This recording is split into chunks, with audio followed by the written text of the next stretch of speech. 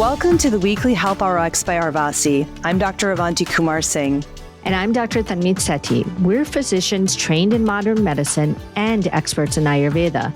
And each Sunday, we cut through the noise with physician-led, science-backed prescriptions personalized to your biology. From your hormones and gut to your circadian rhythm and nervous system, we'll help you take care of the systems that matter most so you can stop guessing and start feeling better. Finally, medicine that fits you. Hello and welcome. This is your weekly Health RX for the week of October 26th. I'm Dr. Avanti Kumar-Singh. And I'm Dr. Tanmeet Sethi. So we're in what we're calling the paradox week. And if you've been feeling this weird tension in your body, like you can't quite settle, there's actually a reason for that. Tell me about it. So here's what's happening in nature right now. The moon is waxing. It's getting brighter each night. But at the same time, we're losing daylight fast, several minutes every day. And this weekend, November 2nd, daylight savings time ends. We fall back. And suddenly it's dark by 5 p.m. Yeah, I feel like it's such a strange feeling. You know, we have these two opposing energies going on. The moon is expanding, it's getting brighter, and the sun is contracting. And so your body is trying to navigate both of these things at the same time, right? Darkness is claiming the afternoon a lot earlier, but then there's this extra light that's sort of returning at nighttime. It's a little disorienting, to be honest. Yeah, and on top of that, we just came through the Diwali last week, right, Avanti? Yeah, it was so beautiful, but it's also a lot, you know, the late nights, all the food, you know, all the excitement, the lights, the celebration. It's a lot. It's very activating for the nervous system. And now we're heading right into, you know, the holidays here in Western culture. Halloween, Thanksgiving, December, right? All of the holidays, the new year. It's a lot. Yeah, it's definitely a lot. And I see this in my practice every year, and I feel it in my own body.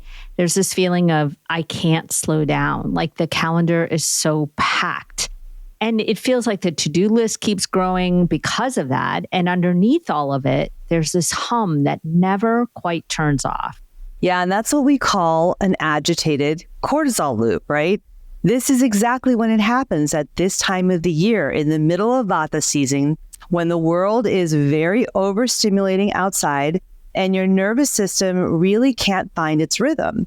You wake up tired, but wired.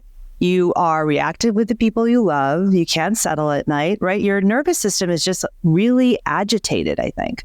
Yeah, exactly. And so this week, we're really working on calming that loop.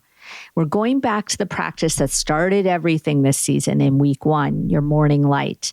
And we're going much deeper into the specific practice that helps your nervous system find its rhythm again. Because without this, the loop stays agitated. And all the work you've done in October starts to unravel. And so, you know, really today what we're doing, Avanti, is really bringing this October arc of the fall season full circle, right? Yeah, absolutely. And, you know, I think it's really important to understand what we mean by this cortisol loop and why it matters so much, right?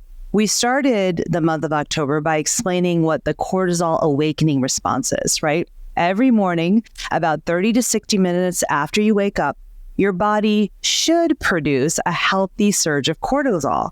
And this helps you wake up. It's the awakening response. This is good cortisol, right? It gives you energy. It gives you focus. It gets you up and going. It gets your immune system online. And then throughout the day, cortisol should follow a natural rhythm. It should rise in the morning, like we talked about, and then gradually it should taper throughout the day and settle back down at night so that you can sleep. That's a calm cortisol loop. It has a rhythm. It has a flow, and it moves through this natural cycle smoothly when it's working correctly. Right. But then when your nervous system stays on high alert, which could be from stress or not sleeping or overstimulation, like we were talking about in this season, the loop can lose its rhythm and become agitated. So cortisol can spike erratically. It might surge at 10 a.m. and then drop suddenly at noon or spike again at 3. Or worse, I feel for me is when it rises when I'm trying to wind down at 8 p.m. So the loop can become agitated, irregular, just you can feel out of sync. So let's talk about maybe a metaphor that might make it even more clear. Thinking of it like a washing machine. So in a healthy, calm system, the washing machine runs at a steady speed, a consistent temperature, and a predictable rhythm. It agitates gently when it needs to clean, and it moves through its cycle smoothly. You can hear it's working, but it's not alarming. It's doing its job calmly. But when your nervous system is dysregulated, the washing machine becomes agitated. It starts banging around. It's too fast one moment, too slow the next. The temperature spikes from cold to scalding. It's loud and erratic, and you can't predict what it's going to do next. And even though it's technically still running, it's not running well. It's agitated and unstable, and it's wearing itself out, which wears you out. That's such a good example of what we're talking about. I think it just makes the idea so clear if you can picture that. And so this cortisol loop that stays agitated, it also brings along other things with it, right? Your blood sugar swings wildly, your digestion gets irregular, your mood gets reactive, your sleep suffers, your hormones just can't find their rhythm.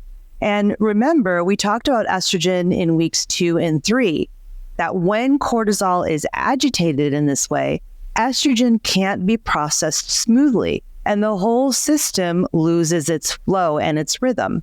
Right. I mean, that's what I really love about this week is we're really talking about all of this, how it comes together, right? We started talking about our circadian rhythm, went into our hormonal balance, and then our gut microbiome. And now this way of calming this cortisol loop in our nervous system really helps all of this come into balance as we enter a very busy peak of fall season.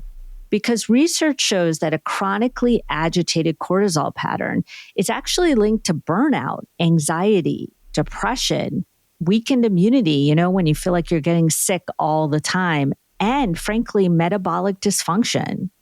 And so how do you calm it? How do you help that washing machine find its steady speed, a consistent temperature? You give your nervous system a calming signal every single morning with 2 tools working together, morning light plus a vagal tone practice. And these aren't optional. They're really medicine. They're prescriptions. And together they're more powerful than either one alone. So if you think back to week 1 of fall, we taught you about morning light and how it can reset your circadian rhythm, right? When the light hits your eyes within the first hour of waking, this sends a signal to your brain to regulate that cortisol release and also will decrease melatonin. Every hormonal rhythm in your body is synchronized to the light. But here's what we didn't really fully get into yet, and we're going to get into more today. When you pair morning light with a dosha-specific vagal tone practice to settle your nervous system, you create a synergistic effect that calms that agitated cortisol loop. The light says, here's a signal, here's the rhythm to follow. The vagal tone practice says, okay, now let's settle the nervous system to actually follow that rhythm more calmly. Exactly. And so let's talk about this really important vagus nerve, because this is the main nerve of your parasympathetic nervous system, that rest and digest part of your body. It's like the conductor that helps regulate the tempo and keep things calm. And when you activate it through specific practices, things like grounding touch or cooling breath or calming movement, you're literally sending a signal to your brain that says, you can find your rhythm now. You are safe. And this looks different for each dosha because each dosha's washing machine gets agitated in a different way. So for Vata types, your washing machine rattles and shakes. It's unstable and erratic from the beginning. So you need grounding before light to stabilize that machine. For Vata, Pitta, and Pitta types, your machine runs too hot often. So the temperature keeps spiking and making everything more agitated. So you need cooling during that morning light to bring the temperature down. And for Pitta, Kapha, and Kapha types, your machine is somewhat sluggish at times and barely runs. It's too slow and heavy often, which creates its own kind of agitation when you try to push it. So you need activation with that morning light to get it running at the right speed. And so the vagal tone practice that we're going to talk about today completes your October morning protocol. It's what helps your nervous system find its calm, its natural rhythm, instead of staying agitated. And during the past few weeks, we've actually been building a really nice morning protocol week by week, right? Light gives a signal. That was what we talked about in week 1. Week 2, we talked about hydration and also the timing of your first meal. And then week 3, last week, we talked about what you should specifically be eating for your dosha. This week, the vagal tone practice is what actually helps everything synchronize, because it helps to calm that rhythm. It soothes the agitation of the cortisol loop. And so you've really just built a foundation over the past 3 weeks. And this week, with a vagal tone practice, you're kind of completing that morning protocol and really strengthening it. And so this week, we're going to dive a little deeper into that specific practice for your dosha.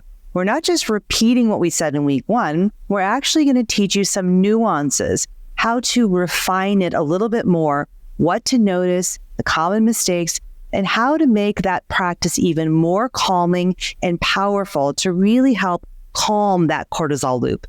Exactly. So in this week, week 4 of fall season, we have this simple prescription where you keep doing everything from weeks 1, 2, and 3, your morning light, your hydration, timing your first meal, and what to put in that first meal. And then this week, you're just deepening and refining the vagal tone practice that pairs either with or before your morning light, depending on your dosha. The timing of it also depends on your dosha. So it's really important to listen to that dosha-specific prescription so that you know exactly how to complete your October morning protocol. That protocol includes the morning light, this vagal tone practice, hydration, and food. So that's the stack. That's the morning protocol. And I know it can sound like a lot. So remember, perfection is not your goal. You just want to bring awareness to this process. And the more you do more of each step, the more you can notice what your body, your dosha, really needs and wants. Because then your washing machine finds its natural rhythm to run smoothly and calmly. And your whole nervous system can calm. And that really readies us for November. Avanti, I have to say, I'm feeling this paradox week in my own body. Are you? Oh my gosh, I can't even tell you. I was already feeling it, I think, last week. You know, the days are getting shorter, and then I look at night and the mood is bright. And so my body doesn't know what to do, what signal to follow. And then you add on that, you know, the holiday, the Diwali, our holiday. And again, I think that my nervous system is just so activated, and I'm also anticipating what's coming in November and December. So I think that's also got me on high alert. So it's sort of like this, you know, weird thing. And plus I'm a Pitta Kapha, so it's like I'm all over the place right now. Exactly. Well, I'm a Vata Pitta, so I was already erratic to start. And yeah, I feel the same way, you know, kind of just feeling overstimulated and just exactly what you said, that anticipation of all the things to come. It's really a lot for our nervous systems. You know, there's all this family expectation. Maybe there's hard emotions or grief with the season. I mean, there's just so much wrapped up at this time of the year. And so that's why I think this practice this week really matters so much, because we need that kind of calming signal. We need to tell our nervous systems, okay, you can find your rhythm again now. You can start over any moment. And honestly, even just going deeper into this practice for a few days this week, you'll feel it. Your body will teach you how much you needed this refinement and how much you needed some calming.